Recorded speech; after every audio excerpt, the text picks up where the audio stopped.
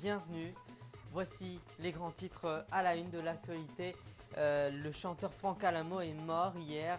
L'interprète des tubes Ma Biche, Dado Ronron ou Allo Mayo 3837, Jean-François Guérin, de son vrai nom, est mort des suites d'une sclérose latérale amyotrophique dans un hôpital parisien, a précisé le producteur. Il était en soins palliatifs après un long combat contre sa maladie. Depuis quelques jours, il ne s'exprimait que par des clignements d'yeux. Il voulait absolument atteindre son 71e anniversaire que l'on devait fêter aujourd'hui. C'est ce qu'a déclaré donc son producteur. Tous les détails évidemment dans ce journal, puisque ce magazine 100% Actu lui est entièrement consacré. Et dans le reste de l'actualité, nous développerons jugeant les peines prononcées trop éloignées du réquisitoire de l'avocat général du parquet a fait appel du verdict qui condamne 4 des 14 accusés pour des viols sur une seule plaignante et en accuse 10 autres. Le président français François Hollande entame vendredi, donc aujourd'hui, a entamé même aujourd'hui, une délicate tournée qui le mènera au Sénégal puis en RD Congo. En milieu du journal, je vous présenterai un dossier spécial consacré à la santé. Nous passons près d'un tiers de notre vie à dormir, ce laps de temps où nous sommes inconscients et vulnérables, mais où notre cerveau reste en activité fascine. Les chercheurs s'intéressent à ce sujet depuis les années 1950 et les découvertes sont très impressionnantes et les découvertes elles aussi se multiplient. Bien dormir est non seulement essentiel pour la croissance de l'enfant, mais pour la mémoire et pour lutter contre toutes les maladies qui nous rendent la vie impossible. Mais il est également possible pour réguler son poids, se protéger des maladies cardiovasculaires ou garder le moral. Et en fin du journal, évidemment, je vous ferai écouter Franck Alamo qui chantait en 1965 Ma Biche, puisque ce journal lui est entièrement consacré. Mais tout d'abord, je tenais à vous annoncer qu'avec cette rédaction 100% Actu et moi-même, nous compatissons cette douleur émotionnelle après la mort de Franck Alamo. Franck Alamo était l'une des grandes idoles, l'une des plus grandes idoles yéyé. C'est un grand artiste qui s'en va, il appartenait à la mémoire collective. Il avait été très heureux de retrouver le public ces dernières années, a-t-il ajouté. France Alamo avait participé dès sa création en 2006 à l'aventure Âge tendre et tête de bois, une tournée rassemblant d'anciennes idoles de yéyé qui a rencontré un très grand succès, un immense succès. Sa dernière participation à la tournée remonte à 2010. Il avait enregistré un dernier disque inédit en début d'année, dont la sortie imminente est maintenue selon son producteur. Le chanteur Richard Anthony, idole yéyé, s'est dit complètement bouleversé jeudi par la disparition de Franck Alamo à la veille de ses 71 ans. Je suis complètement bouleversé, c'est un garçon que je connais depuis longtemps. On ne s'était jamais perdu de vue depuis des années, depuis les années 60, a-t-il confié en décrivant un garçon plein d'énergie. Outre leur carrière respective dans la chanson, on avait la même passion pour les voitures. On a même ajouté l'interprète de Et j'entends siffler le train. C'est hier, jeudi 11 octobre 2012, qu'est mort Franck Alamo, l'idole des années 60. Le chanteur et célèbre interprète du tube Biche ma biche s'est éteint à la veille de son 71e anniversaire à son domicile parisien.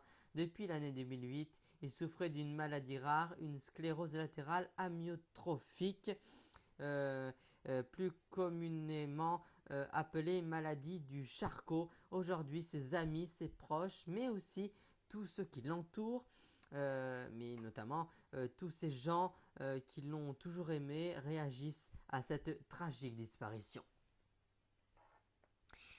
Dans le reste de l'actualité, le ministère public a décidé de faire appel à des condamnations, bien sûr, et de certains acquittements prononcés à l'issue du procès des tournantes de Fontenay-sous-Bois dans le Val-de-Marne, a indiqué vendredi la procureure de Créteil, Nathalie Bégache. Un nouveau procès aura lieu, mais aucune indication ne permet pour l'instant de savoir quand et où il se tiendra. Une information que je viens d'apprendre, une femme âgée de 48 ans aurait tenté de se défenestrer en sautant du 12e étage de son appartement. Cette femme n'a rien eu de grave, mais elle est en ce moment en soins intensifs. Elle est suivie par des psychiatres et notamment des psychanalystes. Elle est donc dans l'hôpital de Grasse à Cannes. Vendredi midi, pour la première fois de sa présidence et pour ainsi dire de sa vie, François Hollande, le président donc de la République, est arrivé en Afrique. Une visite délicate pour le président français à l'image des relations complexes entre la France et ses anciennes colonies africaines avant le sommet de la francophonie samedi donc à Kinshasa. Cette tournée débute par une étape hautement symbolique à Dakar où il prononcera un discours qui se veut fondateur. Le choix de la capacité sénégalaise ne doit rien au hasard. Voilà, et dans un instant, tout de suite, voici le dossier spécial consacré à la santé. Comment trouver le sommeil quand on est insomniaque? C'est le titre de notre dossier spécial. Comment trouver le sommeil quand on est insomniaque? Un Français sur 5 se plaint de ce trouble. De nouvelles stratégies existent pourtant.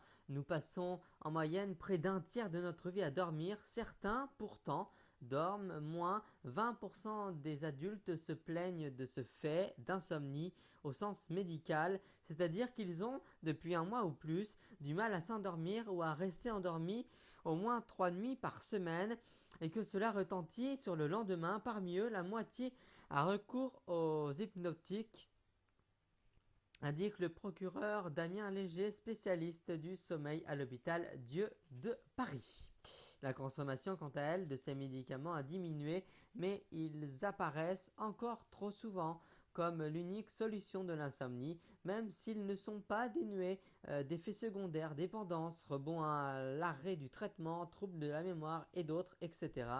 La 10e journée du sommeil organisée le 19 mars prochain par des professionnels réunis au sein de l'Institut national du sommeil et de la vigilance permettra donc des rencontres avec des spécialistes de plusieurs centres du sommeil qui ouvriront leurs portes donc au public.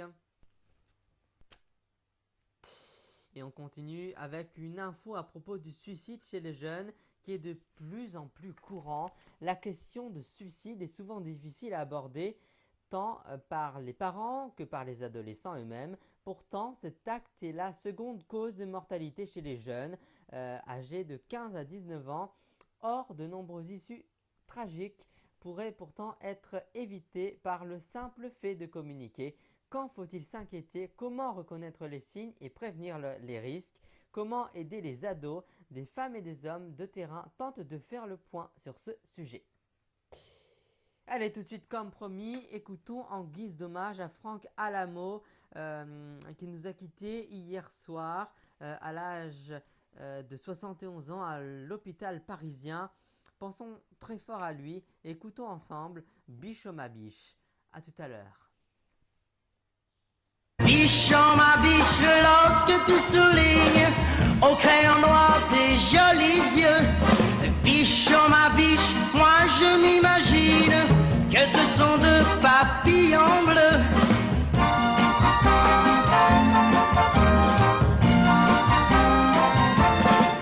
Tu vois, depuis le premier jour qu'on s'aime, frappé par ton regard ailé, j'ai oublié ton nom de baptême.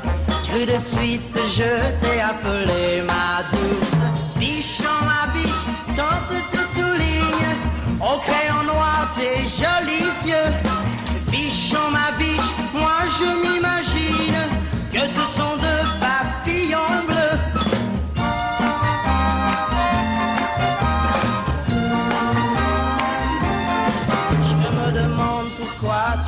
maquille.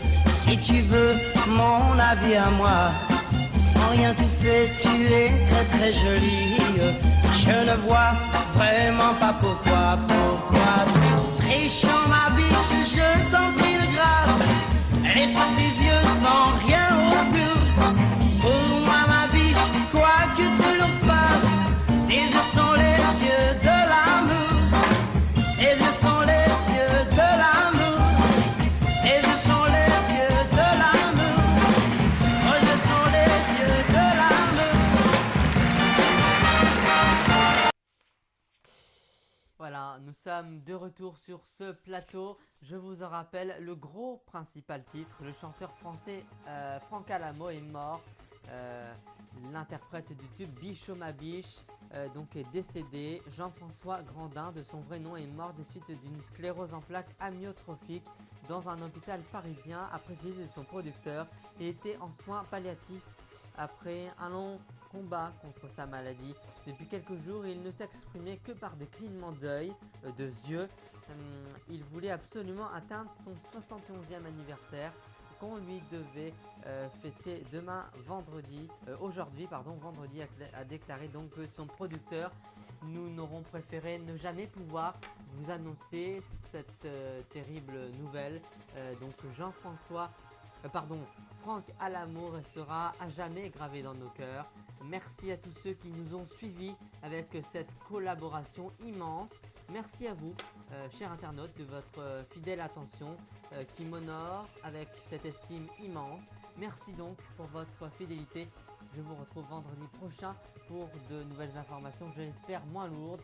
Et je tenais à dire quelque chose que Dalida avait dit lors d'une interview qui s'intitulait « Et si on se disait tout ?» Dalida disait l'être humain est rempli de contrariétés. Je pense qu'elle avait raison. Sur ce, je vous souhaite une excellente soirée en notre compagnie. Bonsoir, au revoir et je vous retrouve vendredi prochain. Bonsoir.